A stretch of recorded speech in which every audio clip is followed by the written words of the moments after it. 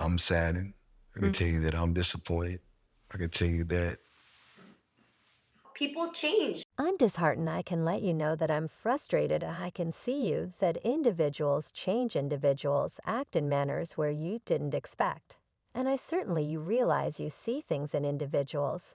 And afterward, it makes you totally not ready to trust anyone after that, assuming you find in the hurricane of high-profile VIP separates from the adventure between Jai Mama and Jez stands apart with its sensational bit of disloyalty charges. At a prenuptial arrangement landmark, the most recent advancement has Johnny M. employing the sledge of legitimate activity against Jeezy, referring to a break of their prenup. Because of supposed treachery, this video digs profound into the particulars of these allegations and the potential disentangling of their prenuptial understanding. You know, you women, you all have known from season 1. I'm dependably fair about things we battled through. I was genuine, man. Some of the time excessively genuine for everyone to have an assessment on, yet it took us Jeannie Mai, in a strong lawful move, recorded a response to Jeezy's case, infed on unrivaled court, hinting she has proof of his unfaithfulness. The gravity of this charge lies in the particular provisions of their prenup. As revealed by Timms, the report's subtleties a critical monetary punishment. For either party participates in sexual relations, a profound relationship, or is genuinely or physically interesting in correspondence with an outsider.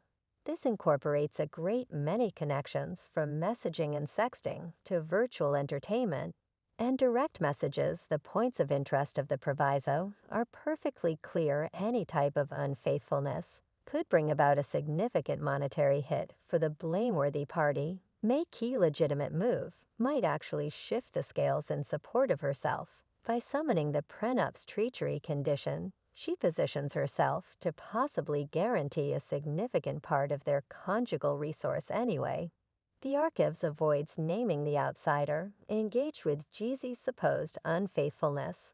By keeping a level of tact, expressed she doesn't wish to determine thus, as of now in the expectation. This matter can be settled without unveiling such lead freely. The scenery of these charges is painted with past ways of behaving of Jeezy presently being examined. Jeezy, known for his hit Don't Cheat Unexpectedly, winds up in that frame of mind of a duping embarrassment. This isn't just about the legalities. It's about an example of conduct that Mama may be utilizing in her cases. Jeezy's previous activities, including his new music deliveries and public proclamations, are currently being seen through another focal point, perhaps certifying May's allegations hand to heart. I swear any lady who has been separated from in that year, you realize you have understood banners in the event that it won't work in the emotional heightening of Jeannie Mai and Jeezy's separation. The public's discernment has taken a huge turn at first. When the insight about their split hit the titles, there was a whirlwind of hypothesis, with many pointing fingers at Jeannie. High-profile voices, like Tamar Braxton, recommended Jeannie. Maybe to blame. This underlying rush of theory was overflowing with misinterpretations and tales, painting a story that to a great extent felt for Jeezy anyway. As the subtleties of Jenny's claims against Jeezy started to surface, the public account went through a sensational shift. The center of this change was Johnny's striking case of Jez's unfaithfulness, a disclosure that resounded profoundly with the crowd. One fan's remark epitomizes this opinion. Now I see the reason why he was in the press.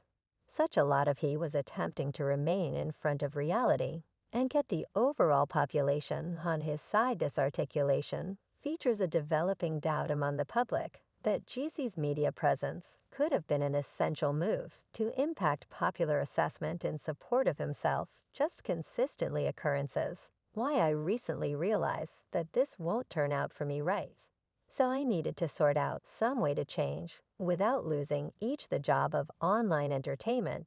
Informing this story can't be put into word. Stages like Twitter, Instagram, and YouTube became fields for serious discussion, and spec fans and devotees took apart every snippet of data, with many favoring Jai as the subtleties of Jeezy's supposed disloyalty Became known the gravity of these charges was not lost on people in general, with many pondering the apparent incongruity of Jeezy's circumstance, particularly given his previous music subjects and public persona. Further entangling matters, reports started to flow about Jeannie's own loyalty, with charges of her going behind Jeezy's back, with Access Hollywood host Mario Lopez. Anyway, a source near Jenny was quick to excuse these cases as unmerited, expressing it was finished gibberish. And I 100% accept that since, supposing that it wasn't Jeezy, would be attempting to enact Provision 8 to this safeguard appeared to reverberate with the public, a large number of whom saw the counter-allegations as a potential distraction by Jeezy, their public appearance of their relationship. They appear to be super blissful, so in the event that someone outwardly is by all accounts ridiculously cheerful, you trust that they proceed with that satisfaction. The discussion about the prenup likewise turned into a hotly debated issue. Fans hypothesized on the ramifications of the unfaithfulness statement, with one remarking she is simply qualified for half of what he procured. While they were hitched, they were not hitched. That long this separation is miserable. I'm happy she's battling past the prenup. Most prenuptial arrangements are tossed out in light of the fact that they just blessing one side. And for this situation, it was to safeguard his resources. This viewpoint mirrors a more extensive public comprehension of the legitimate subtleties included in compassion towards Jenny's position. Moreover, Jenny's previous encounters in her most memorable separation, where her ex came for her cash, were not lost on her allies. One fan commented Giant's ex came for her cash during her most memorable separation. So she has encountered that, assuming she wants to do likewise to Jeezy, she will find an attorney to do so. This remark features a feeling of fortitude with Jay, recognizing her previous battles and her entitlement to battle for her inclinations in the flow circumstance. Considering these improvements, the public story has turned into a perplexing trap of fights in court, individual claims, and moving feelings. The show of the separation, accumulated by the public's dynamic commitment via online entertainment, has made it a charming story that proceeds to develop. And as the legitimate and individual dramatization between Jeannie Mama and Jez heightens their high stakes, separate from fight, takes on new aspects. The story, now thick with strain and charges, has moved from a simple division of resources for an all-out guardianship battle. At the core of this turbulent adventure lies Jeezy's allegation that Jenny is gatekeeping their little girl, a case that adds fuel to a generally bursting fire. I'm the conflict is being impacted by your harming. I'm the one that is harmed, so to me, that seems like the last thing that you want to accommodate. Jay's counter cases, nitty-gritty, in court reports, got by page 6, illustrate a dad frantic to keep an association with his kid. He affirms that since their detachment, their girl has been residing with Ginny in what used to be their common Los Angeles home. The rapper, documenting, communicates worry over the absence of consistency, progression, and dependability in their kid's life, referring to this erratic and liquid nurturing plan as progressively distressing and mistaking for their young little girl.